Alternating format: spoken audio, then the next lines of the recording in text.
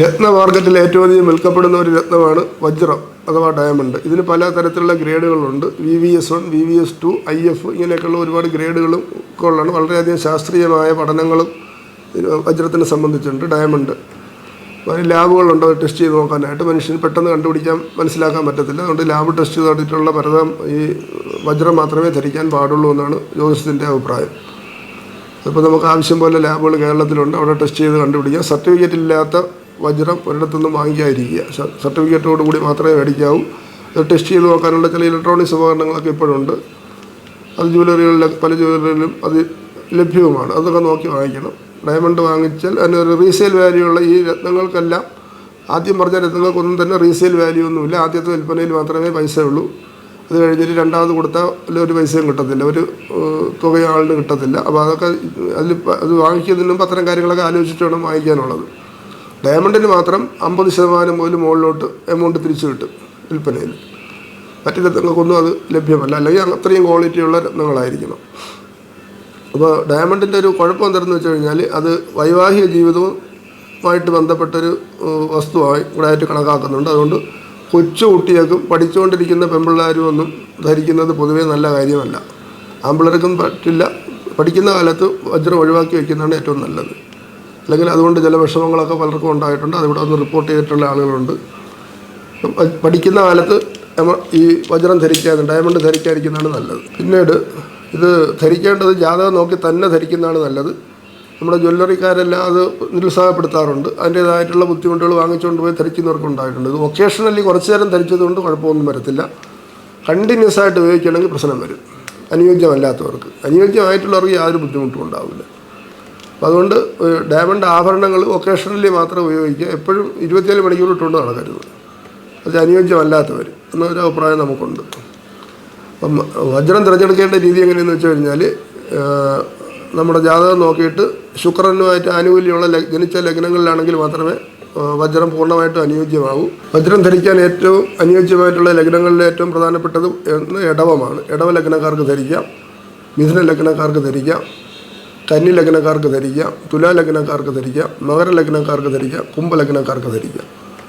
പിന്നീട് പൂരം, ഭരണി, പൂരാടം ഈ നക്ഷത്രക്കാർക്കും ധരിക്കുന്നതിന് വലിയ കുഴപ്പമില്ലെന്ന് വേണമെങ്കിൽ പറയാം. ബാക്കി അതുപോലെ 6-ാം നമ്പർ ജനിച്ചവർക്കും ഡയമണ്ട് അനുയോജ്യമാണെന്ന് പറയുന്നുണ്ട്. മറ്റ് ലഗ്നക്കാർക്ക് ഇത് ധരിക്കുന്നത് അനുയോജ്യമാണെന്നുള്ള അഭിപ്രായമില്ല. വജ്രത്തിന് 10 സെൻറ്റ് തൊട്ട് 5 സെൻറ്റ് 10 സെൻറ്റൊക്കെ ഇതിൻ്റെ കണക്ക്. അതായത് 2 മില്ലിഗ്രാം 1 സെൻറ്റ് എന്ന് പറയും. വജ്രത്തിൻ്റെ 0.5 ക്യാരറ്റ്, 0.10 ക്യാരറ്റ് ഇങ്ങനെയൊക്കെയുള്ള കണക്കുകളിലാണ് വജ്രം വിൽക്കപ്പെടുന്നത്. 1 ക്യാരറ്റ് വജ്രമൊക്കെ വളരെയധികം വില കൂടിയതാണ്. സാധാരണ ജ്യോതിഷ മേഖലയിൽ ഉപയോഗിക്കുന്നത് 10 സെൻറ്റ് തൊട്ട് 50 സെൻറ്റ് വരെയാണ് പൊതുവെ ഉപയോഗിക്കുന്നത്. പിന്നെ 1 ക്യാരറ്റ്, അതിൽ കൂടുതൽ ജ്യോതിഷപരമായിട്ട് റെക്കമെൻഡ് ചെയ്യാറില്ല. വജ്രം പ്ലാറ്റിനത്തിലും സ്വർണ്ണത്തിലും വെള്ളിയിലും എല്ലാം ധരിക്കാം. അപ്പോൾ വജ്രം ധരിക്കാനുള്ള ഏറ്റവും നല്ല ദിവസം വെള്ളിയാഴ്ചയാണ്. വെള്ളിയാഴ്ച രാവിലെ 6:45-ന് 7:15 ഇടയ്ക്ക്, അതായത് ശുക്രൻ്റെ കാലഹോരയിൽ ധരിക്കുക. അതല്ലെങ്കിൽ പൂരാടം, ഭരണി, പൂരം ഈ നക്ഷത്രങ്ങളിൽ വരുന്ന ദിവസം ശുക്രൻ്റെ കാലഹോര നോക്കി ധരിക്കുക. അത് IF, VVS ഉണ്ട്, ഇതൊക്കെയാണ് ഇതിൻ്റെ ഗ്രേഡുകൾ. VVS1, VVS2 വരെയാണ് ജ്യോതിഷപരമായിട്ട് ഗുണമുള്ളത്. അതിനപ്പുറത്തോട്ടുള്ളതിനോട് നമ്മളിവിടെ റെക്കമെൻഡ് ചെയ്യാറില്ല. IF, VVS1, VVS2 ഇതാണ് ഒരു നോർമലായിട്ട് ധരിക്കേണ്ടുന്ന ക്വാളിറ്റി എന്ന് പറയുന്നത്. പിന്നെ ഇതിന് വേറെ ഒരുപാട് ഗ്രേഡുകളൊക്കെ ഉണ്ട്. അതൊന്നും ഇതിനകത്ത് ഇപ്പോൾ ഈ പറയേണ്ട കാര്യമില്ല. അത് വാങ്ങിക്കുന്ന ആളുകൾ അത് ലാബുകളുമായിട്ട് ബന്ധപ്പെട്ട് ചെയ്യുക. അതല്ലെങ്കിൽ ആ ജ്വല്ലറിക്കാരോട് ചോദിച്ച് കൃത്യമായിട്ട് മനസ്സിലാക്കിയിട്ട് ധരിക്കുക. ഒരുപാട് വെയിറ്റുള്ള വജ്രാഭരണങ്ങൾ ഒക്കേഷണലി മാത്രം ധരിക്കുക. അതല്ലെങ്കിൽ ജാതകപ്രകാരം അനുയോജ്യമാണെങ്കിൽ മാത്രമേ ധരിക്കാവൂ എന്നാണ് അഭിപ്രായം. പ്രാക്ടിക്കലായിട്ട് പറയുന്ന കാര്യമാണ്. കുഴപ്പങ്ങളുണ്ടായ ഒത്തിരി ആൾക്കാരുണ്ട്. നമുക്ക് ജ്വല്ലറിയിൽ നിന്നൊക്കെ മേടിച്ചിട്ട് പ്രശ്നങ്ങൾ ഉണ്ടാക്കിക്കൊണ്ടുവന്ന ആൾക്കാരൊക്കെ ഉണ്ട്. ദാമ്പത്യ തകർച്ച ഉണ്ടാക്കുന്നതിൽ പ്രധാന പങ്ക് വഹിക്കുന്നൊരു രത്നവും കൂടിയാണ് ഈ ഡയമണ്ട്. ദാമ്പത്യ ഗുണം ഉണ്ടാകുന്ന പോലെ തകർച്ച വരുത്താനും ഡയമണ്ടിന് പറ്റും. അത് നോക്കിയിട്ട് വേണം, ജാതകപ്രകാരം അനുയോജ്യമാണെങ്കിൽ വജ്രം ഇടാവുമെന്നുള്ളതാണ് എൻ്റെ അഭിപ്രായം. അതിവിടെ അത്തരത്തിലുള്ള ഒരുപാട് കേസുകൾ റിപ്പോർട്ട് ചെയ്തിട്ടുണ്ട്. പുറത്തുനിന്നുള്ള ജ്വല്ലറിയിൽ നിന്നൊക്കെ മേടിച്ചുകൊണ്ട് വന്നിട്ട് പല പ്രശ്നങ്ങളും ഉണ്ടാക്കിക്കൊണ്ടുവന്ന് പിന്നീട് അത് മാറ്റി വെച്ചപ്പോഴത്തേക്ക് വല്ല അനുകൂലമായ ഫലങ്ങൾ ഉണ്ടായതുകൊണ്ട്. അപ്പോൾ ദാമ്പത്യ സൗഖ്യം ആഗ്രഹിക്കുന്നവർ പ്രേമഭംഗം മുതലായ വിഷയങ്ങളൊക്കെ ഉണ്ടാകാതിരിക്കാൻ ഡയമണ്ട് ഉപയോഗിക്കാതിരിക്കുന്നതാണ്. അനുയോജ്യമാണെങ്കിൽ ഉപയോഗിക്കുക, അല്ലെങ്കിൽ ഉപയോഗിക്കരുത്.